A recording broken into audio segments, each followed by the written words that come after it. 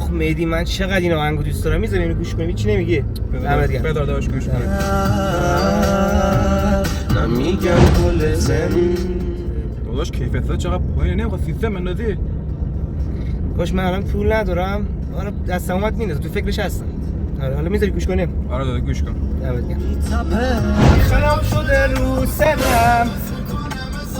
بابا در سرویس بشین یه لحظه. ازت میخوام. آخ مهدی بگو محمد امروز با کی دیدمش؟ بگو با کی دیدمش؟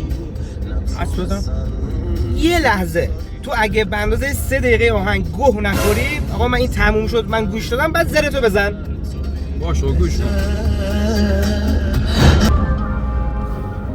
علی من کجایی؟ بابا بشین سر جا. میگه فردا ببین نهار بخوریم.